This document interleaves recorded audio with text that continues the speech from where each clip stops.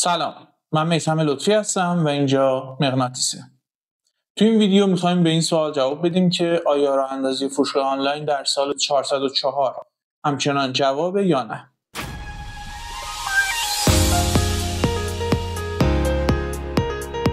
خب اجازه بدید که خیلی سریع به این سوال جواب بدم که نه تنها راه اندازی فروشگاه آنلاین در سال 404 جوابه، بلکه به نظر من یک ضرورت کاملا حیاتی محسوب میشه. ممکنه بپرسید چرا؟ تا آخر این ویدیو با من همراه باشید تا دلایل رو به طور کامل برای شما توضیح بدم.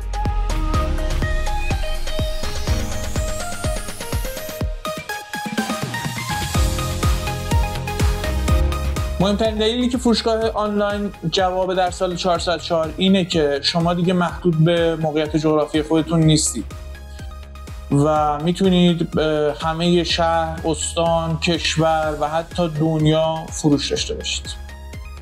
فروش آنلاین مثل میمونه که یه شعبه از مغازات تو کل ایران و حتی کل دنیا باز کرده باشه بدون که حتی لازم باشه یه آجر رو جابجا کنی. فرض کن یه هنرمند خوش‌ذوقی هستی و زیورالات دستساز درست می‌کنی. با یه فروشگاه آنلاین میتونی محصولاتت رو به دست مشتریات توی تبریز، اهواز، مشهد، بوشهر، شیراز، رشت و یا حتی خارج از کشور برسونی. یا مثلا یه فروشنده لوازم جانبی موبایلی و دیگه لازم نیست نگران محدودیت‌های جغرافیایی باشی. مشتریات میتونن از هر گوشه از ایران ازت خرید بکنن. یا فرض کنیم که یه تولیدکننده کوچیک محصولات ارگانیک هستی. با یه فروشگاه آنلاین میتونی محصولات سالم با کیفیتت رو به دست مشتریات برسونی که دنبال سبک زندگی سالم هستن. با فروشگاه آنلاین هزینه‌هات کلی میاد پایین، انگار داری تو خونه خودت مغازه میزنی. دیگه لازم نیست اجاره سنگینی مغازه بدی، پول و برق زیاد بدی یا کلی خرج دکوراسیون مغازه کنی. همه اینها تو فروش آنلاین کمتر هست. یا اگه طراح لباس هستی، با فروش آنلاین لازم نیست دیگه یه بوتیک شیک و گرون قیمت باز کنی. میتونی تو خونت یه کارگاه کوچیک داشته باشی و لباسات رو آنلاین بفروشی. اینجوری هم هزینه‌هاتو کم کردی، هم انعطاف پذیری بیشتری داری. با فروش آنلاین میتونی هر وقت و هر جایی که دل خواست کار بکنی. اینجوری رئیس خودتی. میتونی فروشگاه آنلاین رو از هر جایی تو هر ساعتی مدیریت بکنی. هم به کارات میرسی، هم به زندگیت. مثلا میتونی صبح به کارهای مربوط به فروشگاه رسیدگی کنی و عصر وقتت رو با خانواده بگذرونی. یا وقتی تو مسافرتی میتونی با لپتاپت فروشگاه رو مدیریت بکنی. فرض کن یه نویسنده هستی و کتاب‌های الکترونیکی می‌فروشی. می‌تونی هر وقت دلت خواست کتاب‌های جدیدت رو منتشر بکنی یا فروشگاهت رو آپدیت بکنی. دیگه لازم نیست نگران اجاره مغازه یا ساعت کاری مغازه باشی. با فروش آنلاین می‌تونی بفهمی که مشتریات چی می‌خوان، انگار داری ذهنشون رو می‌خونی. فروش آنلاین این امکان رو میده که رفتار مشتریات رو دقیق بررسی کنی و بفهمی که چیا رو دوست دارن یا ندارن. مثلا میتونی بفهمی کدوم محصولات بیشتر فروش دارن، کدوم صفحات سایتت بیشتر بازدید خورده و یا اینکه مشتری‌ها تو سایت چطوری رفتار میکنن. این اطلاعات بهت کمک میکنه که استراتژی‌های فروشت رو بهینه‌سازی بکنی. فرض کن یه فروشنده لوازم آرایشی هستی. اگه وبسایت خودت رو داشته باشی، میتونید با تحلیل داده‌های فروشگاه آنلاین بفهمی کدوم محصولات آرایشی بیشتر متوجه مشتری‌ها هستن و بر اساس اون محصولات جدید به فروشگاه اضافه کنی. یا اینکه مشتری‌ها معمولاً کدوم محصولا رو کنار محصولات دیگه می‌خرن. اینجوری توی تامین کالا دستت کلی بازتر هستش. وقتی یه فروشگاه آنلاین خوشگل و درست حسابی داشته باشی، مشتری‌ها بهت اعتماد می‌کنن و برندت رو حرفه‌ای می‌دونن. می‌تونی با طراحی جذاب سایت، گرفتن عکسای با کیفیت از محصولات و نوشتن توضیحات دقیق به مشتری‌ها نشون بدی که به اونها احترام می‌ذاری و بهشون اهمیت میدی. برای مثال اگه طراح گرافیک هستی و فایل گرافیکی می‌فروشی، با یه فروشگاه آنلاین با طراحی حرفه‌ای میتونی نمونه کارهای خودت رو به نمایش بذاری و مشتری بیشتر جذب کنی. در بخش بعدی ویدیو به این سوال پاسخ میدیم که چه محصولاتی رو میتونیم توی فروشگاه آنلاین خودمون بفروشیم.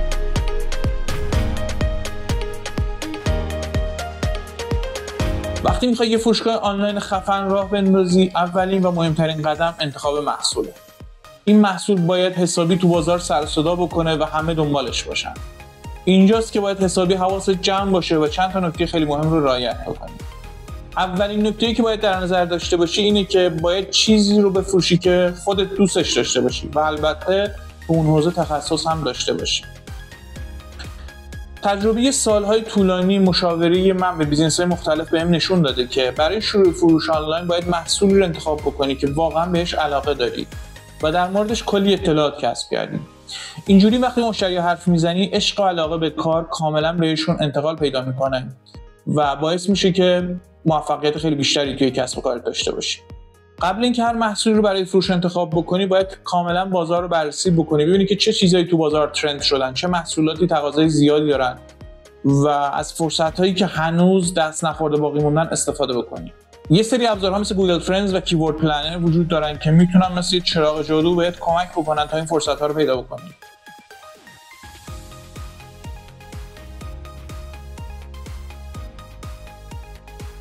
نکته مهم بعدی که در انتخاب محصول باید در نظر بگیری این هست که رقیب‌ها رو کاملا زیر نظر بگیری و ببین که چه محصولاتی میفروشن و چه قیمتایی دارن و چه خدماتی ارائه میکنن.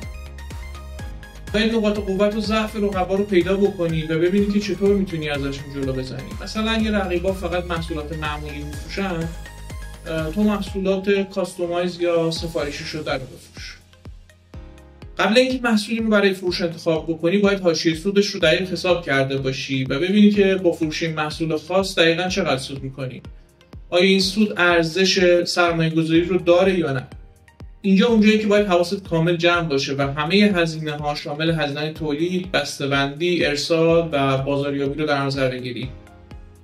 و اگر می‌بینی که حاشیه سود یه محصول خیلی کمه، از من قبول بکن که به احتمال زیاد بهتره سراغ محصول دیگه بری. همچنین باید محصول رو انتخاب بکنی که ارسالش راحت باشه، اینجوری مشتری‌ها ازت راضی‌تر خواهند بود. یه محصول رو باید انتخاب بکنی که بتونی راحت بسته‌بندی ارسال بکنی. با اینکه نکته خیلی ساده‌ای به نظر میرسه، ولی خیلی از بیزینس‌ها فقط به خاطر همین بحث ارسال و نارضایتی شدیدی که در مشتری ایجاد شده جمع کردن یا موفق نشدن. با این حال اگه همه حساب کتابات کردی و اصرار داری محصولی بفروشی که شکستنیه یا ارسال سختی داره، میتونی با یه بسته‌بندی مناسب از آسیب دیدن محصول در این حمل و نقل جلوگیری بکنی و اینطوری رضایت مشتریات رو به دست بیاری.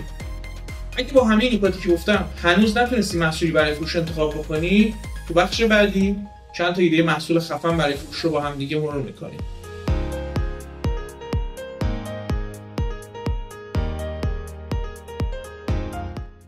محصولات دستساز و هنری مثل زیورآلات، سفال، نقاشی و صنایع‌دستی همیشه طرفدار زیادی دارن. مشتریای چنین محصولاتی معمولاً دنبال محصولات خاص و با کیفیت می‌گردن. پس میتونی یه فروشگاه آنلاین زیورآلات دستساز راه بندازی و آثار هنری خودت رو به نمایش بذاری. یا یه فروشگاه آنلاین سفال‌های دستساز داشته باشی که هر کدوم یه داستان خاصی برای خودشون داره. محصولات دیجیتال مثل کتاب‌های آنلاین، دوره‌های آموزشی، نرم افزارها، فایل‌های گرافیکی هزینه‌های تولید و ارسال خیلی پایینی دارن و میتونن یه منبع درآمد عالی باشن. میتونی یه فروشگاه آنلاین کتاب‌های الکترونیکی راه بندازی و یه سری کتابایی که خودت کامپایلشون می‌کنی رو اونجا بفروشی. یا یه فروشگاه آنلاین دوره‌های آموزشی داشته باشی و مهارت‌های جدید رو اونجا به مردم یاد بدی.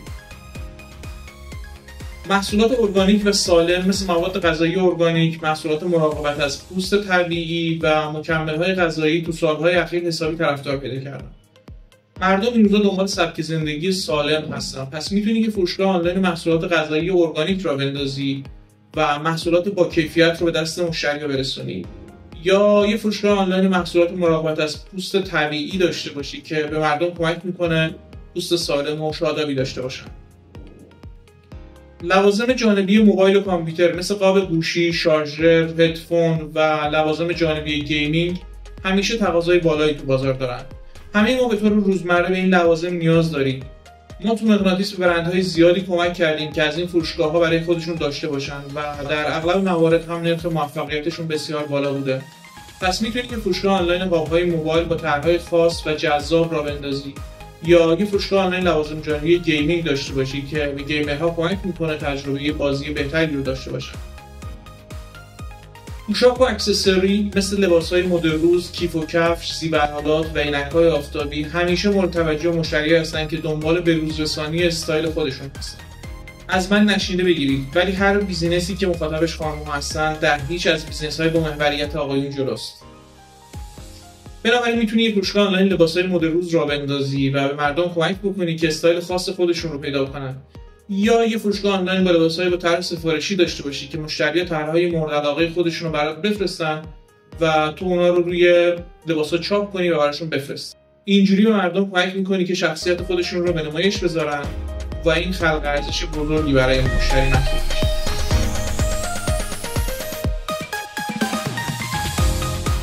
خب حالا دیگه نوبت طراحی برند و هویت بیزینس شده.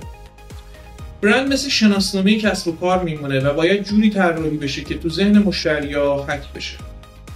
پس باید به این نکات توجه بکنی. اول از همه اسم برند رو باید انتخاب بکنی. اسمی که انتخاب میکنی باید هم به محصولت بخوره، هم راحت تو ذهن بمونه و هم حس کیفیت و اصالت رو مشتری منتقل بکنه.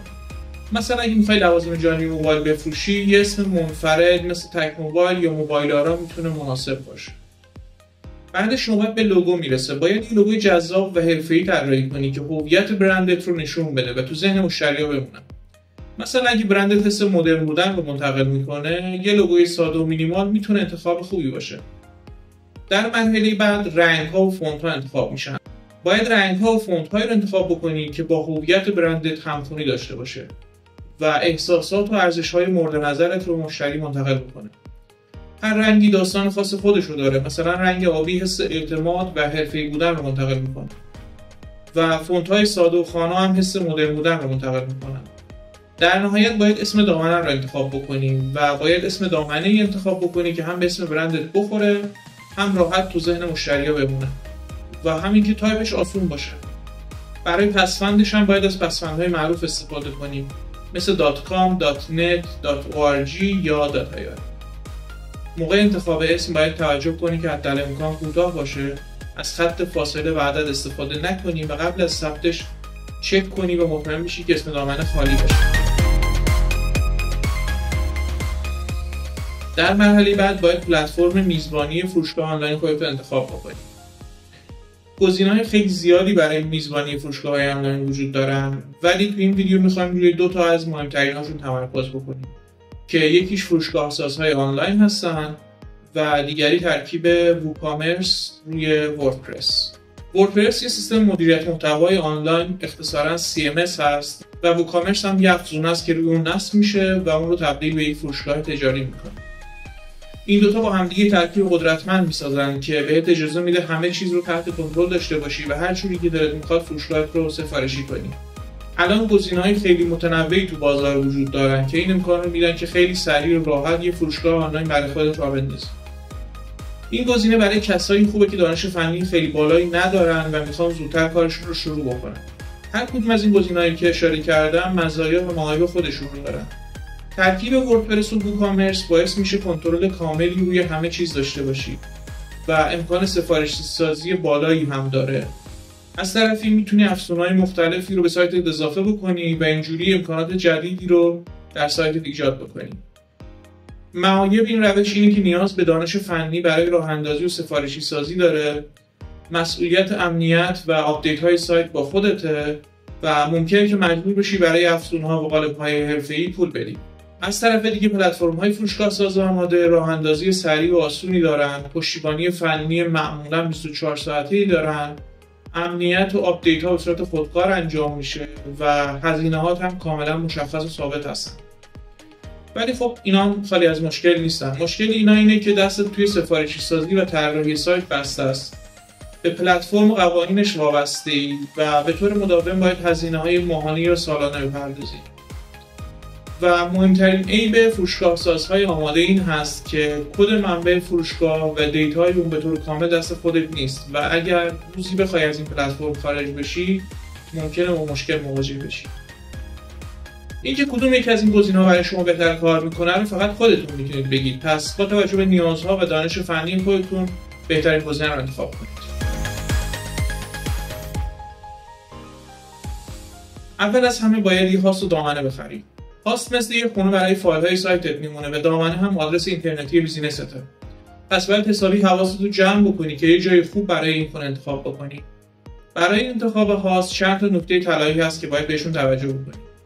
اول از همه از شرکت‌های معتبر با سابقه خرید کن. اینجوری خیالت راحته که خدمات خوبی میگیری، پشتیبانی فنی قوی داری و امنیت هاست هم بالاست. نکته دوم، به فضای ذخیره‌سازی، پهنای باند و سرعت هاست توجه کن.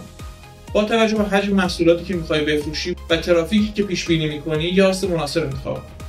برای مثال الان تو سال 1404 یه فروشگاه آنلاین بسته به نوع و حجم محصولات و با توجه به اینکه لازم هست عکس و ویدیوهای با کیفیتی از محصولات تهیه و عرضه بشه، کم کم به چند ده گیگ فضای ذخیره‌سازی نیاز خواهد داشت.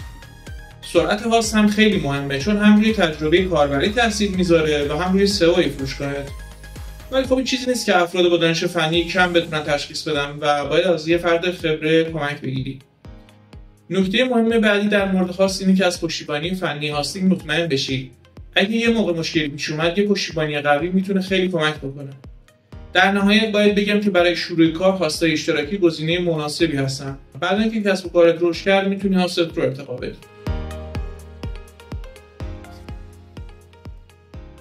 بعد اینکه هاست دامنه رو خریدی، نوبت میرسه به نصب وردپرس و ووکامرس. اکثر شرکت‌های هاستینگ نصب خودکار وردپرس رو ارائه میکنن، پس اینجا کار سختی نداری.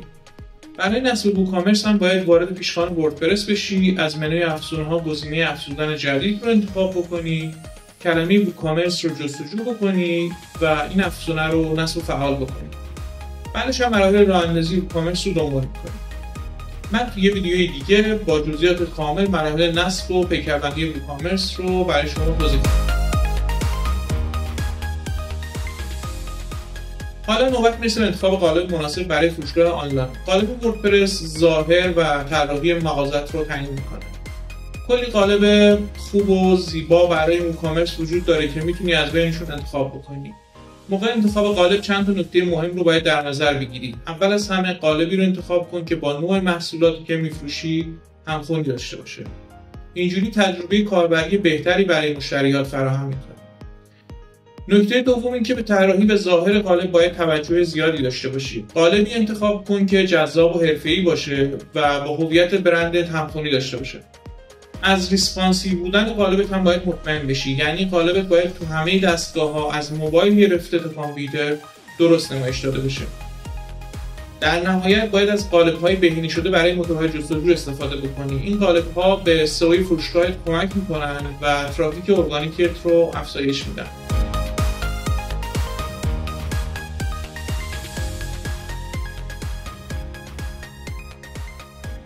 خب بعد از نصب قالب نوبت میرسه به افزودن محصولات به فروشگاه آنلاین. اینجاست که باید ویترین مغازت رو بچینی. موقع اضافه کردن محصولات چند تا نکته مهم رو باید در نظر بگیری. اول از همه این که عکسای با کیفیتی از محصولات تهیه کنی. عکسای خوب نقش خیلی مهمی در جذب مشتری دارن. از زوایای مختلف و با نور مناسب از محصولاتت عکس بگیر. نکته دوم اینه که توضیحات دقیق و جذابی برای محصولاتت بنویس. توضیحات باید اطلاعات کافی به مشتری بده و اونها رو ترغیب به خرید بکنه. این نکته خیلی مهمیه. نکته بعدی اینه که قیمت مناسبی برای محصولات تعیین بکنی. قیمت گذاری مناسب تأثیر خیلی مستقیمی روی فروش محصولاتت داره. شاید بپرسی که چطور میتونم قیمت مناسب رو پیدا بکنم. برای این منظور باید قیمت رقبا رو آنالیز بکنی، هزینه‌های خودت در نظر بگیری و در نهایت بر اساس استراتژی فروش خاص خودت قیمتت رو در بیاری. و نکته آخر این که از دسته‌بندی و برچسب‌های مناسب برای محصولاتت استفاده کن. اینجوری مشتری‌ها راحت‌تر میتونن محصولات مورد نظرشون رو پیدا بکنن. خب حالا وبسایت رو راه انداختیم و دیگه همه چی اوکیه. واقعا همه چی اوکیه؟ نه هنوز، متاسفانه. یکی از مهمترین کارهایی که باقی مونده راه اندازی درگاه پرداخت.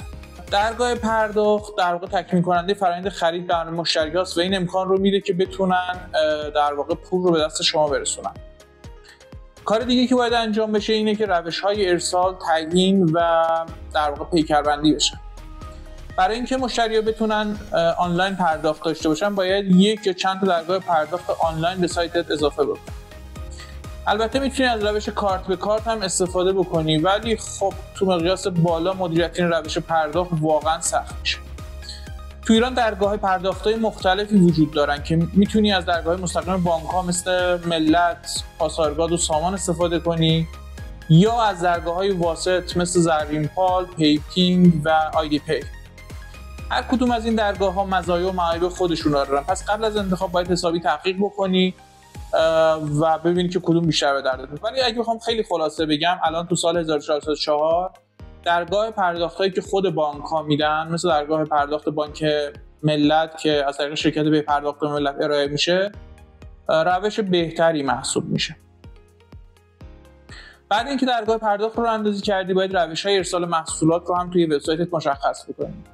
تو ایران روش‌های ارسال مختلفی وجود داره. میتونی از انواع روش‌های پستی مثل پست سفارشی، پست پیشتاز، پست ویژه، از روش ارسال با پیک موتوری یا خودرویی یا باربری، شرکت‌های حمل و نقل اختصاصی مثل تیپاکس و چاپار و کلی روش‌های ارسال دیگه که وجود داره استفاده بکنید.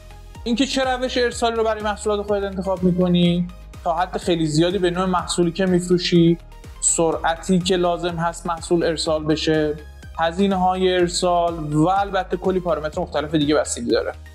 پس به طور کلی نمیشه پیشنهاد خاصی ارائه کرد و بسته به الزامات خاص بیزینسی که داری باید تحقیق بکنی و در این زمینه تصمیم بگیری.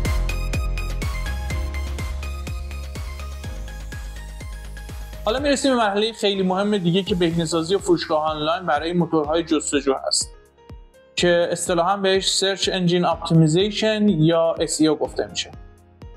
اگه میخوای مشتریای بیشتری جذب بکنی باید کاری کنی که فروشگاهت تو نتایج جستجوی گوگل بالا بیاد. برای این کار باید فروشگاهت رو برای این موتورهای جستجو بهینه‌سازی بکنی. اول از همه باید کلمات کلیدی مناسب برای بیزینس خودت رو پیدا بکنی. اینا کلمات کلیدی هستن که در واقع مشتری‌ها توی گوگل به دنبال اینها میگردن و جستجو میکنن.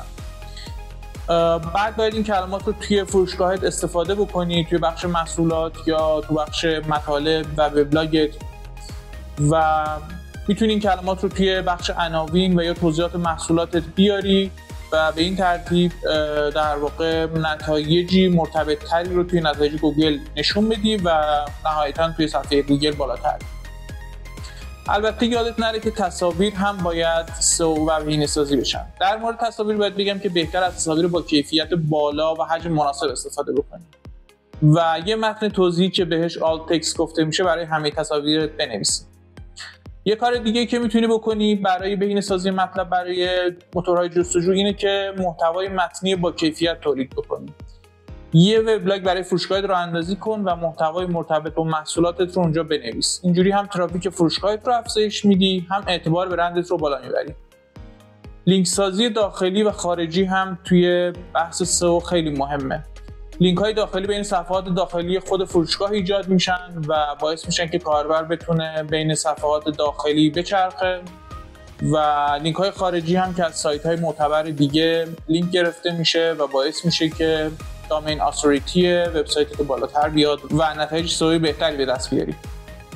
در نهایت میتونی از افزونه‌هایی مثل USSEO و رنک مس پرو برای وبسایت وردپرسی خودت استفاده بکنی. این افزونه‌ها بهت کمک میکنن که فروشگاهت به طور کامل برای موتورهای جستجو بهینه‌سازی بکنی.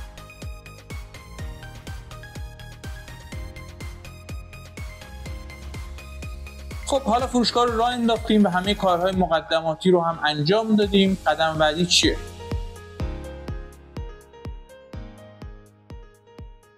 در این مرحله باید حسابی دست به کار بشی و فروشگاهت رو به همه معرفی بکنی. برای این کار باید یه سری کارهای بازاریابی و تبلیغاتی انجام بدی تا هم برندت رو به همه بشناسونی و هم مشتریهای جدید جذب کنی. یکی از بهترین روش‌ها بازاریابی محتوایی هست. به طور خلاصه تو باید محتوای ارزشمند و مرتبط با محصولاتت تولید بکنی و توی وبلاگ یا شبکه‌های اجتماعی مربوط به برند منتشر بکنی. اینجوری هم مشتریهای جدید جذب می‌کنی و هم اعتبار برندت رو بالا می‌بری. بازاریابی در شبکه‌های اجتماعی خیلی مهمه. صفحات فروشگاهت رو باید توی شبکه‌های اجتماعی مثل اینستاگرام، تلگرام و توییتر ایجاد بکنی و اونجا محتوای جذاب منتشر بکنی. نکته مهم اینه که باید با مشتریات تعامل داشته باشی و به سوالاتشون جواب بدی. تبلیغات پولی هم در بحث بازاریابی خیلی مهمه و کمک می‌کنه که محصولاتت رو به مخاطبان هدف نشون بدی. برای این منظور میتونی از گوگل ادز یا تبلیغات تو شبکه‌های اجتماعی استفاده بکنی. یه روش تبلیغاتی مناسب دیگه ایمیل مارکتینگ هست. ایمیل‌های تبلیغاتی به مشتریات بفرست و از تخفیف‌ها و محصولات جدیدت بهشون خبر بده. شاید بپرسی آدرس ایمیل مشتریان بالقوه رو از کجا میتونم پیدا بکنم؟ خب جواب مشخصی برای این سوال وجود نداره. باید تو شبکه‌های اجتماعی فعالیت بکنی و از طریق معرفی برند لید جمع بکنی. همکاری با اینفلوئنسرها هم میتونه خیلی مفید باشه. با افراد تاثیرگذار تو شبکه‌های اجتماعی همکاری کن تا محصولاتت رو تبلیغ کنن و در نهایت میتونی تو مارکت پلیس هایی مثل دیجیکالا و با سلام هم شرکت کنی. اینجوری محصولاتت رو به یه عالم مشتری جدید نشون میدی. برای اینکه فروشگاه آنلاینت همیشه رو به رشد باشه باید به طور مداوم عملکردش رو تحلیل کنی و استراتژی‌هات رو بهبود بدی. برای این کار میتونی از یه سری ابزارها استفاده کنی. برای مثال گوگل آنالیتیکس بهت کمک میکنه تا ترافیک وبسایتت و رفتار کاربران رو تحلیل کنی. البته متاسفانه این ابزار خیلی مفید چند وقتی هست که بیزینس‌های ایرانی رو تحریم کرده، ولی کلی ابزارهای جایگزین خوب هم وجود دارن که میتونی استفاده بکنی. این ابزارها رو توی محتوای دیگه‌ای مستقلاً معرفی خواهم کرد. ولی فعلا میتونی از گوگل سرچ کنسول استفاده بکنی که برای تحلیل عملکرد وبسایت توی صفحات نتایج جستجو خیلی مفیده. یه سری ابزارهای تحلیل شبکه‌های اجتماعی هم هستن که کمک میکنن عملکرد صفحات فروشگاه تو شبکه‌های اجتماعی مختلف رو به طور کامل و دقیق آنالیز کنی.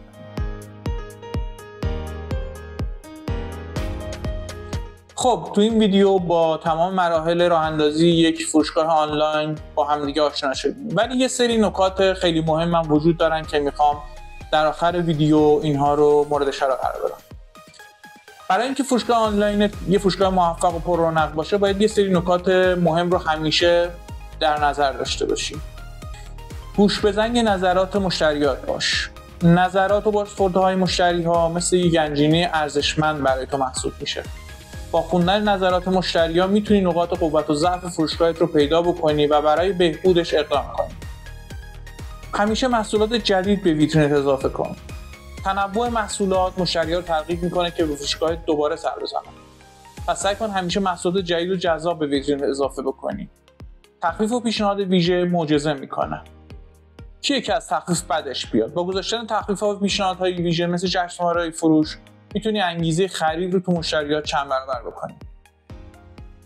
امنیت فروشگاهت رو جدی بگیر.